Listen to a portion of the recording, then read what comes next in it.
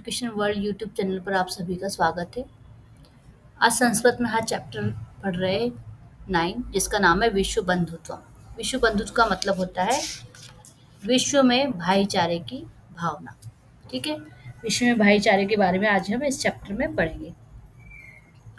उत्सवे व्यसने दुर्भिक्षे राष्ट्र विप्लवे दैनन्दिन व्यवहारे च यह सहायतां करोति सह बंधु भवति। यानी उत्सव में, व्यक्तिगत संकट में, राष्ट्र संकट में, देश में अकाल पड़ने पर या देश में आपदा आने पर और दैनिक व्यवहार करने में जो सहायता करता है वह हमारा मित्र होता है, यानी बंधु होता है। यदि विश्व सर्वत्र एतादृश भाव भवेत तदा विश्व बंधुत्वम संभवति। यदि संसार में सब जगह ऐसी भावना हो जाए तब विश्व में भाईचारा संभव होगा। ठीक है, संभव होगा। परंतु अधुना निखिले संसारे कलहस्य अशांते च वातावरणम अस्ति।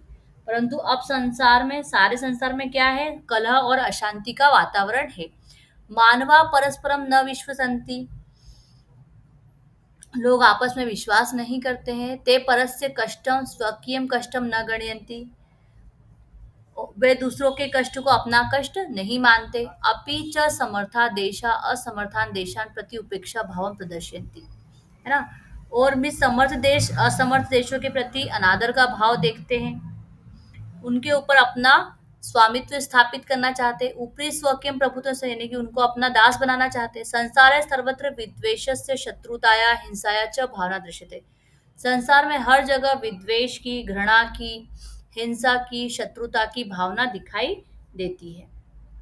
देशानाम विकास अपि अवरुद्ध होती, और इस प्रकार की भावना के कारण देशों का विकास भी क्या हो गया है? रुक गया है। इयं महती आवश्यकता वर्तते यत एकः देशः अपरेण देशेन सह निर्मलेन हृदयेन बंधुताया व्यवहारं कुर्यात्। यह बहुत आवश्यक है कि एक देश दूसरे देश के साथ निर्मल हृदय से बंधुता का व्यवहार करे। विश्वस्य जनेषु इयं भावना आवश्यकी, संसार के लोगों में यह भावना आवश्यक है। ततः विकसितयो देशयों मध्ये स्वस्था स्पर्धा भविष्यति, तब ही विकसित और अविकसित देशों के बीच सही मुकाबला होगा। सर्वे देशाः ज्ञान विज्ञानयोः क्षेत्रे मैत्री भावनाया सहयोगेन च समृद्धिं प्राप्तुं समर्था भविष्यन्ति। सभी देश ज्ञान और विज्ञान के क्षेत्र में मित्रता की भावना और सहयोग से समृद्धि को प्राप्त करने में सक्षम होंगे। सूर्यस्य चंद्रस्य च प्रकाश सर्वत्र समान रूपेण प्रसरति, है ना। सूर्य और चंद्रमा का जो प्रकाश है वो हर जगह समान रूप से प्रसारित होता है, समान रूप से मिलता है। प्रकृति अपि सर्वेषु समत्वेन व्यवहरति, प्रकृति भी सभी के साथ समान व्यवहार रखती है। तस्मात् अस्माभिः सर्वे परस्परं वैर भावम् अपहाय विश्व बंधुत्वं स्थापनीयम्, है ना। अब बोल रहे हैं इसलिए हम सबको भी आपस में बैर भावना, यानी कि बदले की भावना को छोड़कर विश्व के प्रति भाईचारा स्थापित करना चाहिए। अतः विश्वस्य कल्याणाय एतादृशी भावना भवेत्, इसलिए संसार के कल्याण के लिए इस प्रकार की भावना रखनी चाहिए। इस प्रकार की भावना रखनी चाहिए। इस श्लोक में बताया गया, अयम निजः परो वेति गणना लघु चेतसाम उदार चरिता नाम तु वसुधैव कुटुंबकम, यानी यह अपना है अथवा पराया है ना। निजः परो वेति, यानी कि यह अपना है या पराया है, ऐसी सोच छोटे मन के लोग वालों की होती है ना। लघु चेतसाम का मतलब होता है छोटी सोच वालों की। और उदार चरिता नाम, यानी उदार हृदय वाले लोगों के लिए तो संपूर्ण पृथ्वी ही उनका परिवार होती है। ये यहाँ पर हमारा चैप्टर एक्सप्लेन हुआ। अब आते हैं हम इस चैप्टर की बुक एक्सरसाइज पर। ये हो गए आपके शब्दार्थ। शब्दार्थ के बाद यहाँ पर प्रश्न नंबर पहला दिया उच्चारणम कुरु, यानी इन शब्दों को आपको उच्चारण करना है। अगला प्रश्न है प्रश्न नंबर 2, मंजूषा समानार्थक पदानि चित्वा लिखत। हेल्प बॉक्स में से आपको ढूंढ कर यहाँ पर इनके समानार्थी शब्द लिखने हैं। स्वकीयम यानी अपना, स्वयं का। आत्मन, अवरुद्ध का मतलब होता है रोका हुआ और उसका समानार्थी होगा बाधित। कुटुंब का मतलब परिवार, परिवार। अन्यस्य यानी कोई और, परस्य का मतलब भी कोई और। अपहाय त्यक्त्वा यानी छोड़कर। समृद्धम यानी जो सब प्रकार से संपन्न हो, संपन्नम। कष्टम यानी दुख, दुखम, निखिले यानी संपूर्ण, जिसका सब कुछ हो, ठीक है, उसको कहेंगे निखिले। अब आते हैं अगला जो प्रश्न लिखा, रेखांकित पदानी संशोधय लिखत। जहां शब्दों के नीचे अंडरलाइन दी गई है उनको संशोधित करना, यहाँ कुछ ना कुछ गड़बड़ है यानी कुछ गलती है, उसको आपको सुधार कर लिखनी है। तो लिखा है छात्राः क्रीड़ा क्षेत्रे कन्दुकात् क्रीडन्ति, यानी कि छात्र जो है गेंद के साथ खेलते हैं।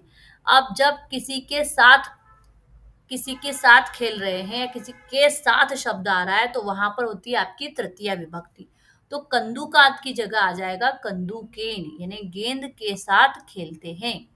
फिर लिखा है ते बालिका मधुरम गायंती, वे सब बालिका मधुर गाती है। अब ते कब लगेगा, जब पुल्लिंग होगा, लेकिन यहाँ पर बालिका शब्द आया है जो स्त्रीलिंग में है, इसलिए यहाँ पर क्या लगेगा, लगेगा यहाँ पर ता, ते को हटाकर लगाएंगे ता। अगला है अहम पुस्तकालयन पुस्तकानि आनयम, यानी मैं पुस्तकालय से पुस्तकें लाता हूँ।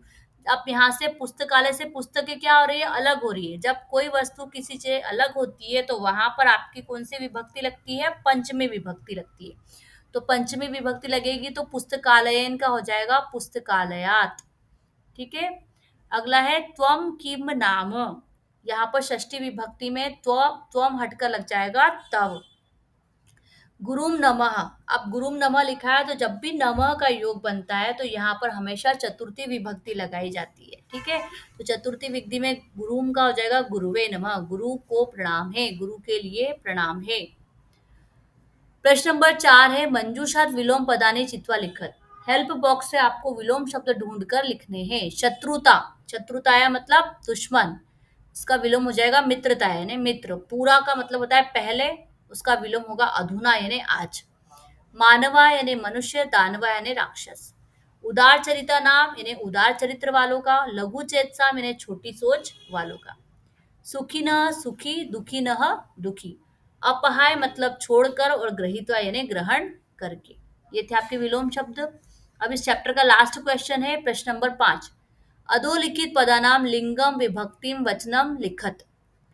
बंधु में होगा आपका लिंग होगा पुल्लिंग, प्रथमा विभक्ति बनेगी और वचन होगा एक वचनम। देशान में भी पुल्लिंग है, द्वितीय विभक्ति है बहुवचन में। घृणायाम में स्त्रीलिंगम, पंचमी विभक्ति और एक वचनम। कुटुंबकम में नपुंसक लिंग है, द्वितीय विभक्ति है एक वचन में। रक्षायाम में स्त्रीलिंगम, सप्तमी विभक्ति एक वचनम। ज्ञान विज्ञानयों में नपुंसक लिंगम, षष्ठी विभक्ति द्विवचनम। यहाँ पर हमारा चैप्टर 9 कंप्लीट होता है। अगली वीडियो रहेगी हमारी चैप्टर 10 की। इस चैप्टर को जरूर पढ़ें और इस चैप्टर से रिलेटेड जो भी प्रश्न है तो आप यहाँ पर कमेंट्स कर पूछ सकते हैं, हम उसके उत्तर जरूर देंगे। और इस वीडियो को जरूर लाइक करें, सब्सक्राइब करें और अपने दोस्तों के साथ शेयर करें। Thank you.